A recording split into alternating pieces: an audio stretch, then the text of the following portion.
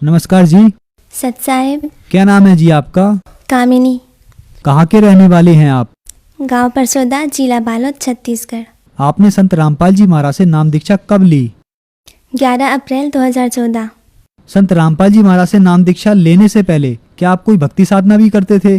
जी हाँ, मैं पहले शिव जी की आराधना करती थी और जो हिंदू धर्म में बहुत से देवी देवता है उन सब की मैं पूजा पाठ करती थी, लेकिन जो शिव जी है उनको मैं खास इष्ट के रूप में मानती थी। आपने बताया कि आप शिव जी की आराधना करते थे, तो जब आप शिव जी की आराधना करते थे तो उससे आपको क्या लाभ हुए? जी, लाभ तो वैसे कुछ भी नहीं हुए, बल्कि और नुकसान होता जा रहा था। जैसे कि मुझे पहले प्रेत बाधा शुरू हो गया। ये किस्सा बहुत 1 साल से चलता रहा, मैं किसी को बताती नहीं थी, अंदर ही अंदर घुटती रहती थी। और एक समय ऐसा आया कि मैं बहुत परेशान हो गई थी, मेरे घर वाले परेशान हो रहे थे। वो प्रेत आत्मा मेरे शरीर में प्रवेश करके बहुत आवाज़ करती थी, मेरे घर वालों को बहुत परेशान करके रखती थी।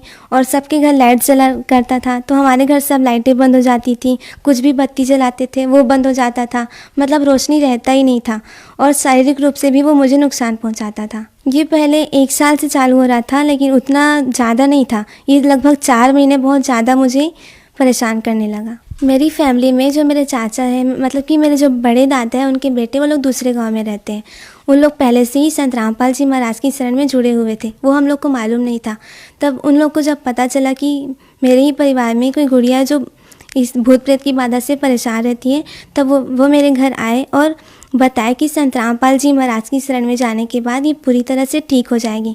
और उसी टाइम एक और आया किसी मेहमान की तरफ से कि एक मीरा दातार नाम का कोई मुसलमान मस्जिद टाइप का है, वहाँ ले जाओ गुड़िया को, वहाँ ठीक हो जाएंगे। तब मैं रो रही थी कि मैं कहाँ जाऊँ करके। तब मैं पहले शिव जी को मानती थी, मैं उन्हीं के पास जाके रोते हुए बोली कि जो सच्चे भगवान और जो मुझे ठीक कर सकते हैं उन्हीं के पास ले चलो। और उसी के जस्ट सेकेंड बाद मेरे घर में सत्संग चलाना शुरू हुआ। तो जब मैं सत्संग सुनी थी उस रात को मैं एकदम चैन से सोई। पहले मैं सोती नहीं थी रात में भी। तो फिर उसके बाद सेकंड दिन फिर ऐसे ही सत्संग सुन के अच्छे से सोई। किसका सत्संग चलता था? संत रामपाल जी महाराज का। तो फिर जब तीसरा दिन हुआ, मैं तो सो जाती हूँ करके सो गई मैं, सत्संग उस दिन नहीं सुनी। फिर रात में वही जो किस्सा होता था भूत प्रेत वाला, फिर से चिल्लाना और मारपीट करना और लाइट्स बुझ जाना, लाइट जलता ही नहीं था हमारे घर, ये सब होता था। फिर मेरे चाचा जी है वो गेस किए कि ये संत रामपाल जी महाराज का सत्संग सुनती है, उस दिन तो अच्छे से सोती है और बाकी दिन वे सो नहीं पाती। तो डेली हम लोग सत्संग सुनना स्टार्ट किए। तब हमें ज्ञान हुआ कि ब्रह्मा विष्णु महेश की भक्ति करने वालों को कोई सुख नहीं मिलता। वो लोग हमारी किस्मत से अधिक कुछ दे भी नहीं सकते। वो लोग सच्चे भगवान नहीं हैं, उनसे बड़े कोई और भगवान है। ये जब बात हमें पता चली, हमने तुरंत हमारे रूम में बहुत सारे देवी देवताओं की फ़ोटो लगी थी और शंकर जी का तो बहुत सारा लगा था। सारे फ़ोटोज़ हमने निकाल के अलग से छज्जे पे टांग दिया और उस दिन से हम लोग थोड़ा ठीक रहने लगे। फिर उसके बाद मेरा 10th का एग्ज़ाम चला था, तो मैं बोली पहले एग्ज़ाम दिला लेती हूँ, उसके बाद हम लोग कुछ सोचेंगे करके। तो फिर संत रामपाल जी महाराज का हम सत्संग सुनते सुनते बहुत सारे हमें ज्ञान हुआ कि सबसे बड़े भगवान कोई और है। तो हमने पूरा ठान लिया कि हम तो जाएंगे ही बरवाला करके। तब जैसे ही मेरा एग्ज़ाम हुआ, हमने तुरंत रिजर्वेशन करवाया और सतलोक आश्रम बरवाला, जिला हिसार, हरियाणा में गए। और वहाँ मैं और मेरे माँ पापा, हम तीनों ने संत रामपाल जी महाराज से दीक्षा ली और उनका आशीर्वाद जब हमें मिला, उस दिन से हम लोग पूरी तरह से ठीक है। आपने बताया कि आपने संत रामपाल जी महाराज से नाम दीक्षा ली। हमने सुना है कि संत रामपाल जी महाराज से नाम दीक्षा लेने से बहुत सारे लाभ प्राप्त होते हैं, तो क्या आपको भी कोई लाभ प्राप्त हुए? जी, लाभ तो बहुत सारे हुए। एक तो पहला ये आध्यात्मिक लाभ। मैं जब से छोटी थी बहुत सारे आध्यात्मिक मेरे माइंड में क्वेश्चन रहता था कि सृष्टि की रचना कैसे हुई होगी, हम लोग कहाँ से आए होंगे, और भगवान तो एक है बोलते हैं, पर यहाँ तो बहुत सारे देवी देवताओं की भक्ति हमें करवाई जाती है। तो ये सब जो मेरे मन में शंकाएं रहती थी, वो संत रामपाल जी महाराज की शरण में जाने से ही क्लियर हुई। और दूसरा लाभ ये कि मुझ में एक शक्ति थी कि अगर कोई मरने वाला रहता था वो मैं जान जाती थी।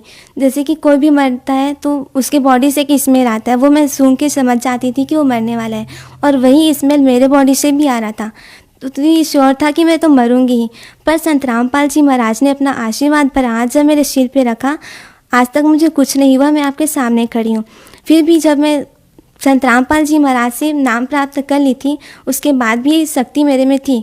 तो मैंने संत रामपाल जी महाराज के पास प्रार्थना लगवाई कि गुरुजी मुझे ये सब नहीं चाहिए, क्योंकि मुझे जब पता चलता है कि कोई मरने वाला है तो मैं रात भर सो नहीं पाती हूँ, मुझे बहुत डरावना लगता है। तो उसी दिन से संत रामपाल जी महाराज की कृपा से वो शक्ति मेरे में नहीं है। अब मैं जान भी नहीं पाती हूँ कि कोई मरने वाला है। और एक लाभ तो और हुआ कि बोलते हैं ना कि सद्गुरु शरण में आने से आई टले भला, जो मस्तक पे सूली हो वो कांटे में टल जा। ऐसे मेरे साथ जब हम लोग ऐसे कहीं जा रहे थे, वहाँ हमारा एक्सीडेंट हुआ था। उसमें मैं कहीं अलग गिरी थी, बाइक अलग गिरा था, मेरे साथ जो और 2 लोग थे वो लोग अलग गिरे थे। बहुत दर्दनाक हादसा हुआ था, मैं बेहोश हो चुकी थी। उस टाइम एकदम जितना चोट लगना था, जैसे हम लोग गिरे थे वैसा चोट हमें नहीं लगा, छोटा मोटा चोट लगा जो कुछ ही दिनों में ट्रीटमेंट करके ठीक हो गया। और उस टाइम बहुत लगातार मेरे साथ कुछ ना कुछ हादसा होता रहा। जैसे ही एक्सीडेंट हुआ उसके जस्ट सेकेंड दिन फिर जब मैं घर में आई तो वहाँ से बड़ा सा बर्तन मेरे सिर पे गिर गया जब मैं ज़मीन पे ऐसे लेटी हुई थी। और उसके बाद और क्या हुआ कि मैं सब्ज़ी ऐसी बना रही थी तो मेरा जो छोटा भाई है वो मेरे बगल में एक कढ़ाई पे तेल गरम करके उस पर पापड़ वगैरह फोड़ के अलग से रख दिया। मैं सोची उस कढ़ाई में पानी है, मुझे पानी दिखा हो, तो मेरे हाथ में जो चम्मच था छोटा सा, ऐसे चखने के लिए मैं छोटे चम्मच को निकाल रखी थी, उसको मैं धो रही हूँ करके उस गरम तेल में अपना हाथ पूरा डुबा डाली थी। लेकिन मेरा हाथ कुछ नहीं हुआ, मुझे बस इतना एहसास हुआ कि वो पानी नहीं वो तेल है। तो तुरंत मैं हाथ धो के आ गई और चम्मच को उसी में छोड़ दी थी और फिर से सब्जी को ऐसे ही कुछ करने लग गई। जब मैं अपनी छोटी बहन को बोली कि उस चम्मच को निकाल के अलग से रख दे, वो छोटी बहन सिर्फ 2 उंगलियां बस डाली थी उस चम्मच को डालने के लिए और कराने लगी कि तेल बहुत गर्म है करके, जबकि मैं अपना पूरा हाथ डाली थी, कुछ भी नहीं हुआ मेरे हाथ को। तो ये परमात्मा बार बार मेरी रक्षा करते रहे। जो जन समुदाय आज आपको देख रहा है उनको आप क्या संदेश देना चाहते हैं? मैं अपने सभी भाई बहनों से हाथ जोड़कर प्रार्थना करती हूँ कि आप लोग कम से कम संत रामपाल जी महाराज का सत्संग एक बार जानने के लिए तो सुने कि ऐसा क्या ज्ञान बताते हैं जिससे हजारों लोग उनके जेल जाने के बाद भी उनसे जुड़ रहे हैं। और संत रामपाल जी महाराज जो ज्ञान देते हैं वो पूर्णतः अपने शास्त्रों पर आधारित है, कोई मनगढ़ंत बात नहीं है। वो जो भी बात बोलते हैं उसका बहुत सारे प्रमाण हमारे ग्रंथों के हिसाब से देते हैं। इसलिए मैं सबसे प्रार्थना करती हूँ कि एक बार संत रामपाल जी महाराज से नाम दीक्षा लो और अपना कल्याण कराओ। आपकी एज बहुत छोटी लग रही है, लेकिन आपकी बातें सुनकर लग रहा है कि आपको बहुत ज्यादा ज्ञान प्राप्त हो गया है। ऐसा क्या संत रामपाल जी महाराज ज्ञान देते हैं जो छोटे छोटे बच्चे भी इतनी ज्यादा ज्ञान की बातें करते हैं? संत रामपाल जी महाराज हमारे जितने भी धर्म ग्रंथ है, शास्त्र है, उन सबको खोल खोल के दिखाते हैं और हम डेली उनका सत्संग सुनते हैं तो उनका ज्ञान ऐसा है कि डेली सुनने के कारण हमें याद भी हो जाता है और हमें बहुत सारी शिक्षाएं भी मिलती है। संत रामपाल जी महाराज जी का सत्संग बहुत सारे टीवी चैनल्स में आता है, उसके नीचे पट्टी चलती है, उस पट्टी पर बहुत सारे नंबर भी रहते हैं, उस नंबर पर हम कॉन्टेक्ट करके उनसे जुड़ सकते हैं। धन्यवाद जी। सत्संग